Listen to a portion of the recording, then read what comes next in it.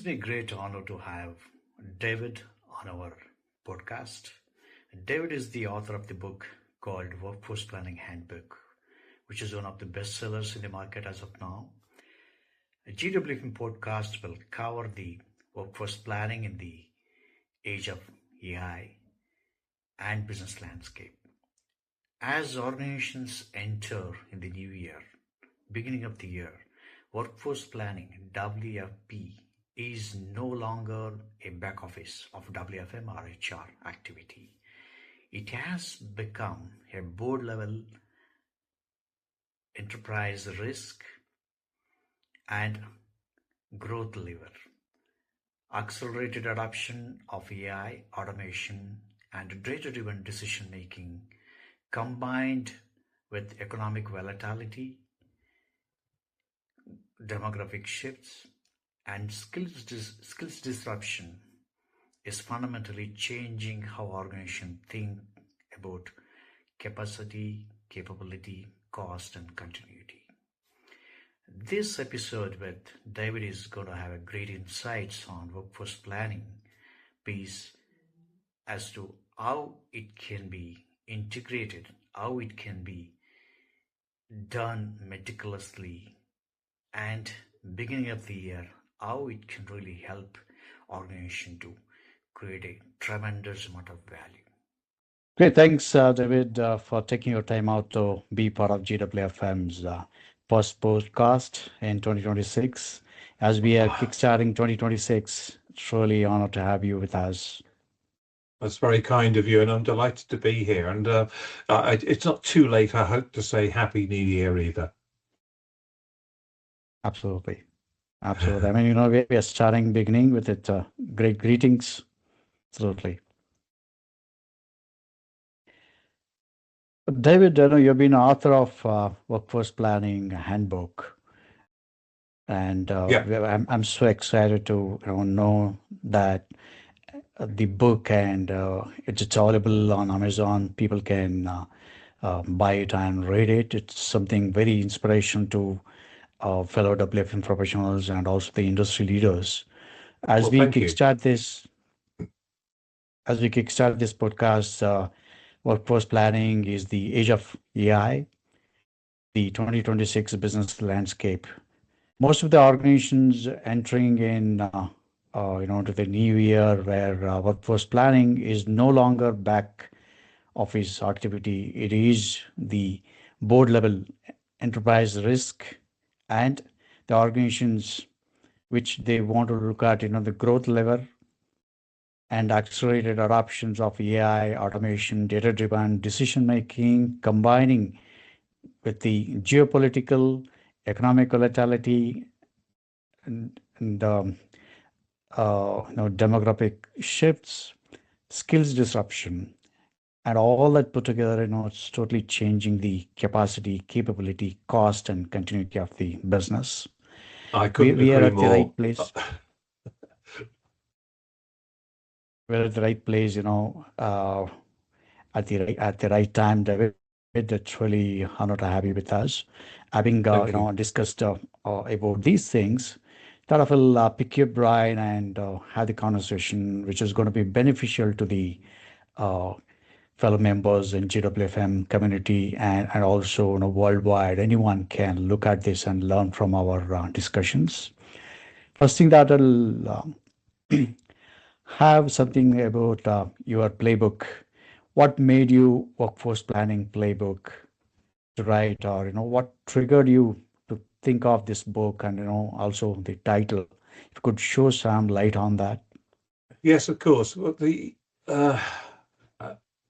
I suppose the glib answer is that a publisher got in touch with me and said, "We think you have a book in you." And I must admit, I didn't think that I had, but sure enough, as when I started to sort of write down what I felt I wanted to say, I very quickly discovered that there was more than just a book in me. You could argue that there's a book in each of the chapters. The Strategic Workforce Planning Handbook was not the very first title we came across. I originally wanted to call it a painful passion, because I think a lot of people in SWP are very passionate about the subject. They're convinced that it's a force for good, but they also find it very difficult to actually get it to be implemented. And I think that Right. actually was part of the central premise of the book. It's not the first book to be written about SWP. There are some excellent books out there by Ross Sparkman, by Adam Gibson, Mark Sokol, Tracy Smith, and so on. But a lot of those books, which are excellently written, nevertheless don't Mhm. always deal with the messy realities that practitioners face in trying to get this kind of thing to work.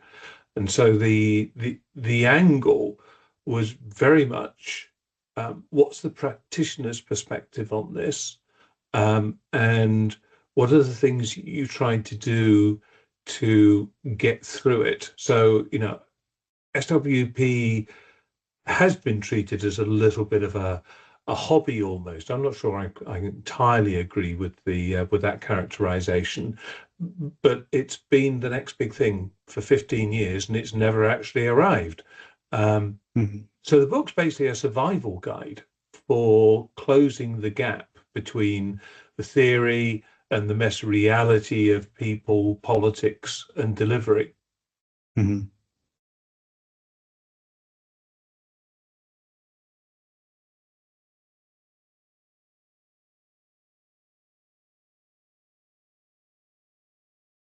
Great. Sorry, was there something else that you wanted me to say? Because hopefully we can edit this bit out, Shiva, can we? Sure. Yeah. Not a problem, David. Yeah. Okay. That's great. And uh, you know, uh, is this relevant to today's AI-driven landscape? I'm talking about the book.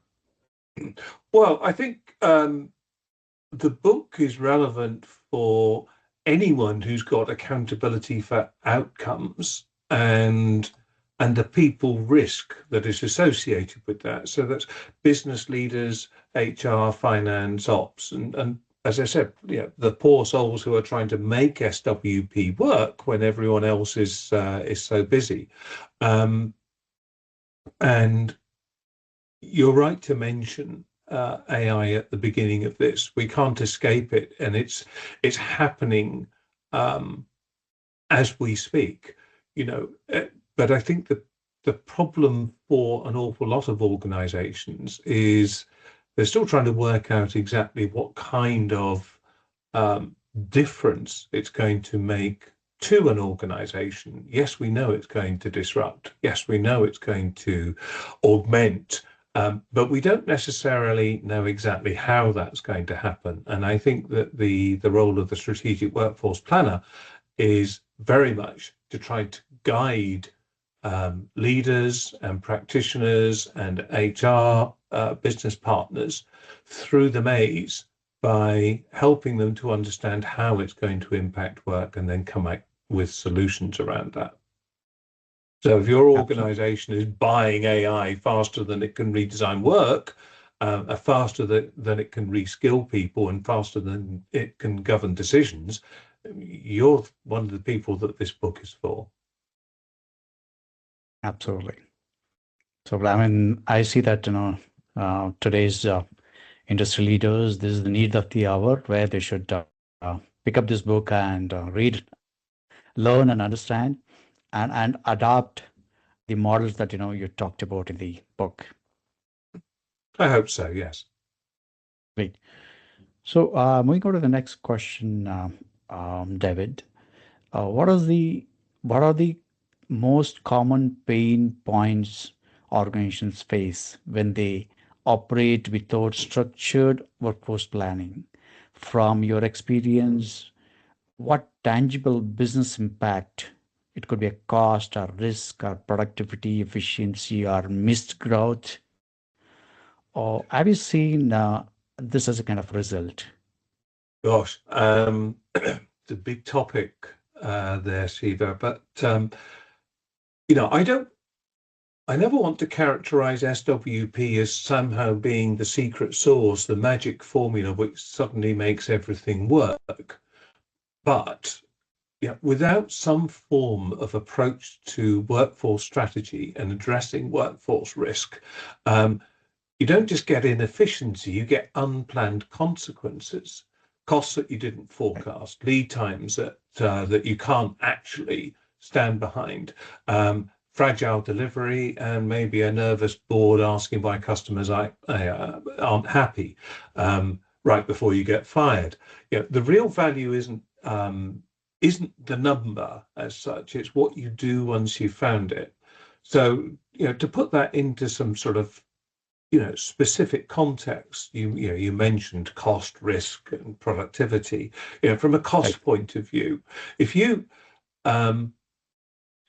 you're only hiring at the moment that you need the person to be in place, you're going to be paying premium rates.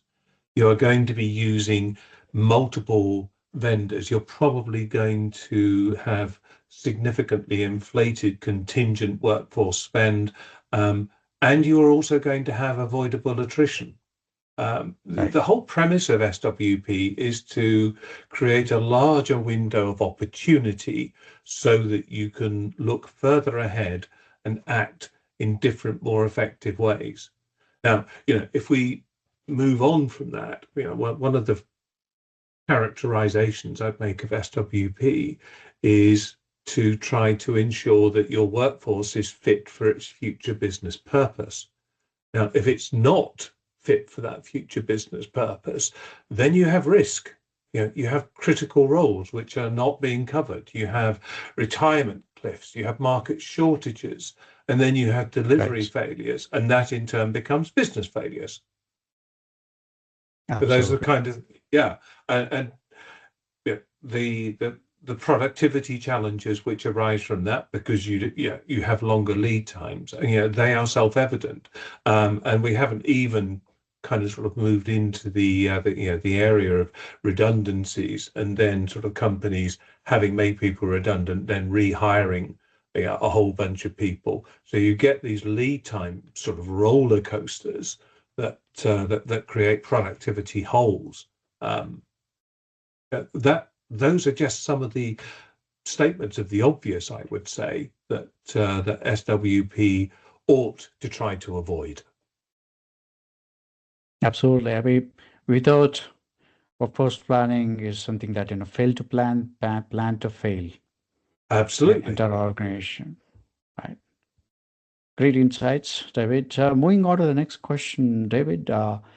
Strategic advice for organizations heading into 2026. Looking ahead of 2026, what strategic shifts should organizations make in how they plan, build, manage their workforce to stay at the competitive edge and resilient, how they can make a resilient organization? Mm-hmm. A lot of companies talk about how important their people are, and yet my experience and the experience of many of my colleagues, I spoke to over 70 people, including yourself, I think, Shiva, in the course of writing the book, is that organizations don't necessarily treat workforce as a strategic asset in the way that they look at finance as a strategic asset. One of the people I was lucky enough to talk to in the course of writing the book was Professor John Boudreau of the University of Southern California. And he said, if you look back 50 years or so, finance was not the kind of the mega important function that it seems to be now. It was bookkeeping. Yet somehow over the past 50 years, finance has reorganized itself, reoriented itself into the almost sort of principal decision maker across everything. And yet our workforce represents 70% of any organization's cost. And without the workforce, there is no business. We collectively, and it's not meant to be a generalization, don't see the workforce as a strategic asset. Now, the corollary of that is that workforce planning should be seen as people risk management and not just as an HR process. Identifying what sort of, what are the scenarios which could require us to act on our existing workforce? What is truly critical within the workforce for the business? And how do we then build an execution engine across multiple fulfillment channels of talent acquisition, learning and development, internal mobility, contract labor, contingent labor, because SWP can't create value on its own. It only gives you the opportunity to act. So the things that organizations definitely need to be thinking about is stop looking at headcount and look at the whole workforce. What's your total cost of labor? Infosys and TCS are two of the largest companies out there, and yet they don't feature as headcount in most organizations' plans. But the cost is there. So how are we managing that effectively? Don't look at the plan as just being an annual process. It is a dynamic, ever-changing set of scenarios. Pretending otherwise is frankly dangerous. And last but not least, SWP is a business discipline. It is not an HR process. That's not to say that HR isn't a key player. The whole premise, I would say, is that HR knows things about the workforce that the business doesn't always realize. It has the opportunity to become a mega player in determining business strategy. SWP is the vehicle through which that can happen.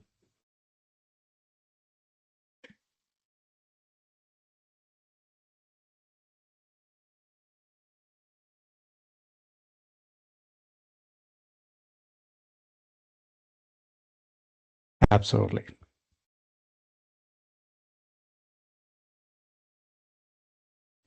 It's a great insight.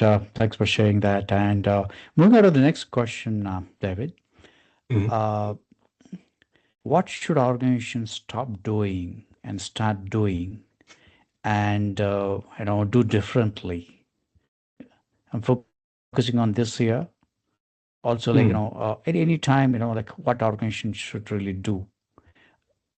Okay. Stop doing and yeah. Yeah. So, yeah, I'll probably upset a few people, but I feel quite passionately about this.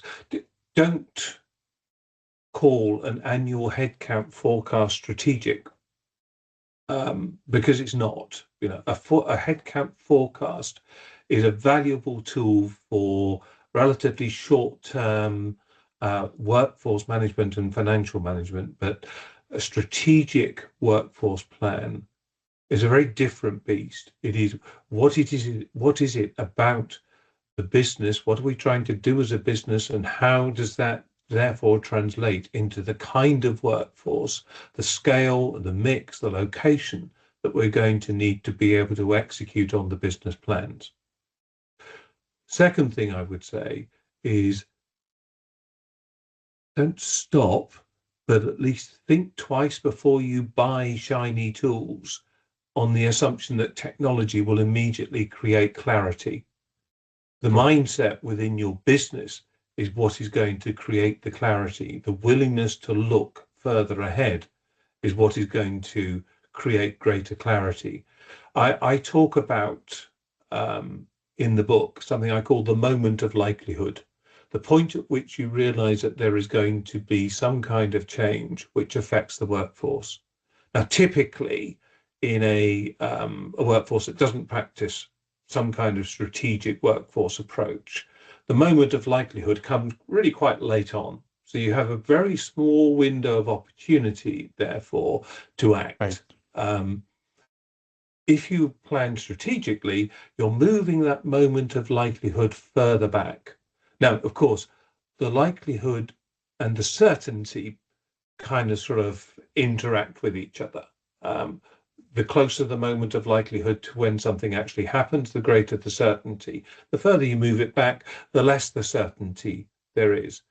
People shouldn't be afraid of that, because workforce planning in its good strategic sense is as much about how you respond to changes in circumstances as to how you calculate the numbers. So think about how you pull the conversation forward and start designing solutions across fulfillment channels. So, we talk Right. about build, buy, borrow, bot. I also talk about bend because I think we need to recognize that reorganizing the workforce and reorganizing work is a fundamental requirement of the impact of AI, because it's going to augment, it's going to take some work away from people, but it's not going to take all of it. So we have to be prepared to reorganize, i.e., bend the organization to a different shape. That's what I would suggest that organizations should be thinking about.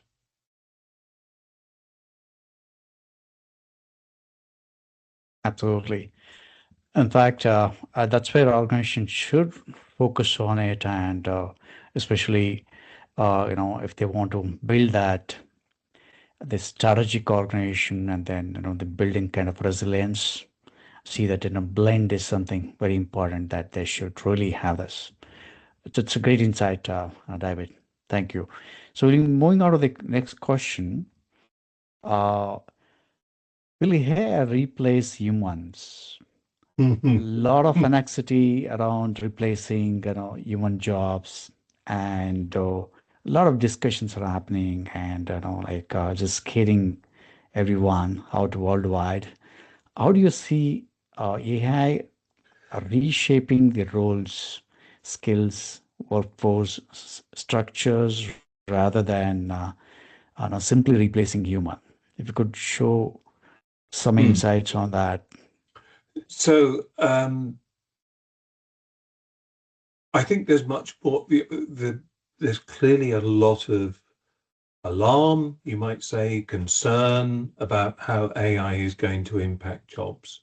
One of the things I think you're seeing is in some of the big announcements which were made last year, with Salesforce letting 4,000 customer service agents go, Right. Amazon letting a large number of people go, and others too, is not necessarily a consequence of AI, but an anticipation that AI is going to replace those jobs.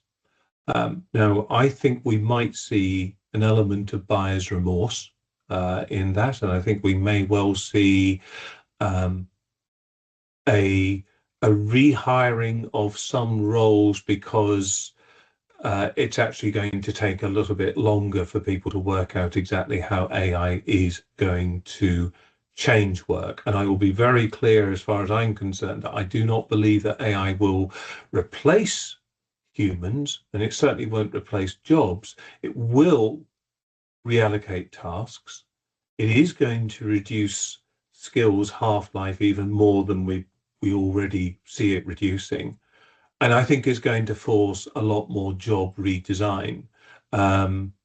It's not so much how many jobs disappear, in my view. It's more which tasks go, what skills remain, and how do we plan to fill the rest. So, if you don't redesign work, AI productivity just becomes people chaos because Right. you've already got people using AI across the piece. You have, in many respects, a mass democratization of innovation. All of a sudden, everybody is using it to do things. Well, where's the value coming through in that? Are we seeing changes in work patterns? Are we seeing improvements in productivity? We need to have more governance, I think, over the things that we see as being valuable and the things that we see as being less valuable. Otherwise, it's just going to become the Wild West. we also, I think, again, let's be very clear. Most organizations are going to live in this messy middle where AI replaces or augments some of the work, but not all of it. So any organization which isn't thinking about how it reorganizes its work or how work is going to change needs to think pretty hard and pretty quickly, I would suggest. It's also going to create demand spikes as well. The roles Right. that we simply haven't thought of as yet. But I would say one final thing, and that is AI isn't going to change every person's job. There are lots of people out there for whom AI is an abstract notion, something which is happening around them, but not to them.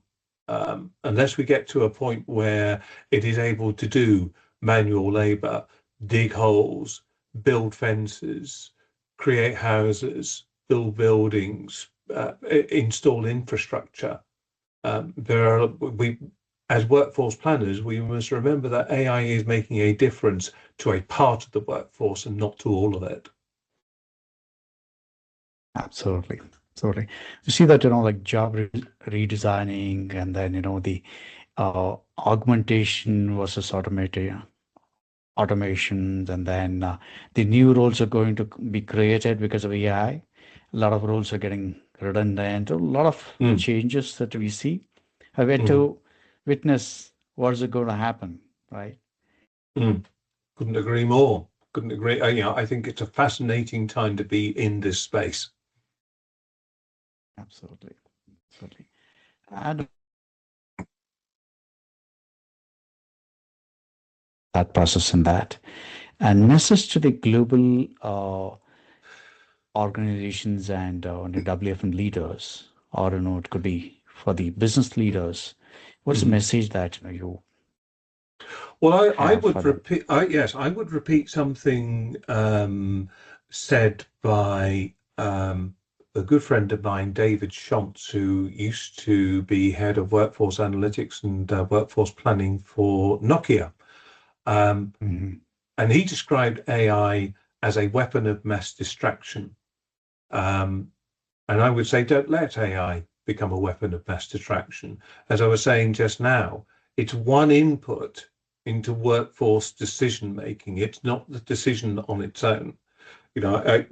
People ask me, what's the most important skill for a workforce planner?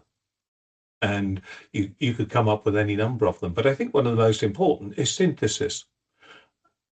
There are lots of different influences on Mhm. workforce futures, loads and loads of them. You mentioned some of them earlier on, the geopolitical issues, nationalistic sort of disruption to supply chain, the desire to sort of have more homegrown jobs, um, Mhm.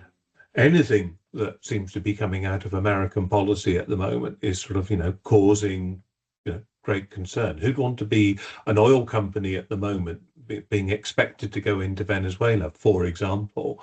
Um, so all of those things are influences.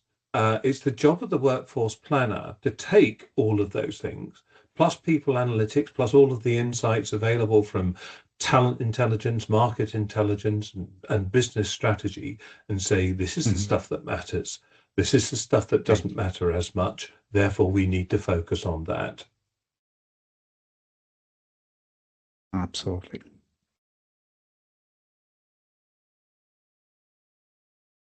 Great insights. And Good. moving on to the next question, workforce management is art or science? What do you think that, is it art or science? People have different perspective and different, understanding. So good to have you being an author and, and then veteran in workforce planning. I want to hear from you, David, that what do you think that the workforce management is a art, or do you think it's a science? Well, my my email address is davidedwards@darkartistry.net. And my company is called Dark Artistry. And that's because somebody once suggested to me that strategic workforce planning was a dark art.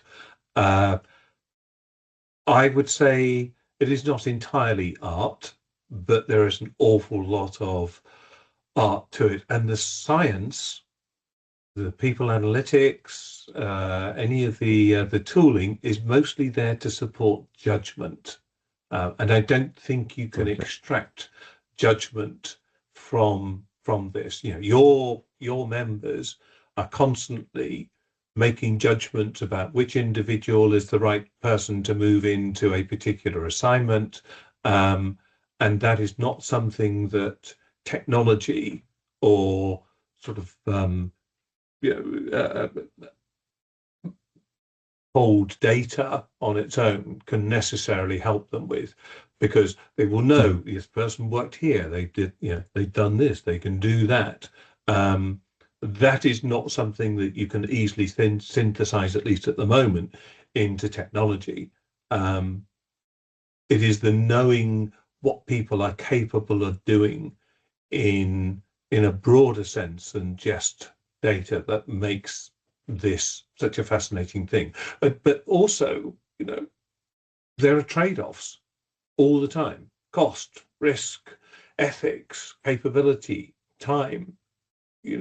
Part of the if a workforce practitioner has sort of reached, if you like, the highest level, which is as a strategic influencer to leadership, they're going in to say, this thing that you want to do is going to be really difficult unless you're prepared to accept that it's going to cost you more, or you're going to have to stop something else. Now, that's simply not a message that systems on their own can necessarily convey. It can't tell you, those systems can't tell you what you should be optimizing. That's True. good old-fashioned leadership. Absolutely. But I see that, first thing is WFM is, heart, and then science comes later. Okay, without strategy, without that process, without thought leadership, we won't be able to do anything with the science. Yeah, and I would also add, because I talk a lot about strategic workforce planning, workforce management, in perhaps the sense that many of your members see it, is a continuum of that. We shouldn't think of these things as being two entirely separate disciplines, although there are very definitely two distinctly different skill sets involved. But one is very much dependent upon the other, and I think we should be doing more to compile and collaborate between those different disciplines. I agree. Great. So we move on to the next question. Thanks for your insights and your perspective on that. Okay. Yeah. The future of workforce planning. Mm-hmm. What do you think that, how do you envision of the future of workforce planning over next 5 to 10 years? What capabilities will define best-in-class workforce planning function? In my head, I believe that SWP will stop being a niche HR practice and become very much embedded in business strategy. Because unless that is, the strategy isn't executable. Without workforce choices, best-in-class functions, best-in-class functions are going to be brilliant at three things if you do this: sensing risk early, translating strategy into work and capability shifts, identifying problems before they manifest themselves, acting at scale, and in a coordinated fashion so that the organization actually moves forward. And I think some of the capabilities that I would hope to see developing are greater craft in putting together scenarios and how we respond to those, more astute segmentation of the workforce to concentrate efforts on those parts of the workforce that really matter. Quite often, there are small teams within large companies that are responsible for a disproportionate amount of income and revenue. What are those teams, and what is their health? Are we taking care of them enough? Are we thinking more about work and task thinking and redesign, especially in the context of AI? Right. Are we understanding, are we becoming more fluent in finance, cost avoidance, cost reduction, attributing cost and benefit to different actions that we take? We need to become much more, as practitioners, adept at being able to talk that language. We need to be able to orchestrate an ecosystem much more than we do at the moment. SWP is part of an ecosystem, which includes workforce management. It includes talent acquisition. It includes people analytics. It includes business strategy. It is one component. And it's almost the case that unless you have the whole ecosystem working well together, none of it's going to work well. And last but not least, because you are always going to have politics in the room, you need to be able to tell a good story. You need to be able to persuade. You need to be able to guide stakeholders. This is not an abstract exercise. Real people are involved. Real people's motivations are involved. You have to understand and know how to guide those people and show them what is in their best interests that happens to be in the best interest of the business as well. Absolutely. I agree. In fact, SWP become embedded in business strategy rather than the HR. Yes. Yeah, absolutely. Great. And do you suggest that anything the WFM professionals should be learning and adopting and contributing to the business in Yes. the Yes. Year of 2026? Yeah, I think become more literate in job and work redesign. Build your ability to deconstruct work into tasks, decide what changes with AI, and understand how that leads to the rebuilding of roles that humans will continue to do. Absolutely. And considering the AI coming in everywhere, then our role is very critical to play. I believe that today's moment we talk about resource includes the human resources and also the AI, robotics, and all other things, and put together everything, not just FTE. We used to call, right? Just Yes. FTE. We're going to have everything that as part of the planning and forecasting, and then it becomes like the real resource planning, and then they execute the plan that what we have done, and that's where we'll be able to create value and ROI to the business and to the organization. Yeah, agreed. Absolutely. Thanks, David. Great talking to you, especially on these podcast connects, and I see that a lot of questions and the answers have been discussed in this. Truly appreciate your time. Your valuable time in the beginning of the year has been great blessings for GWFM community. I'm sure that the fellow WFM professionals across the world can learn and pick up some of the good ideas and thought process from the conversation of our podcast.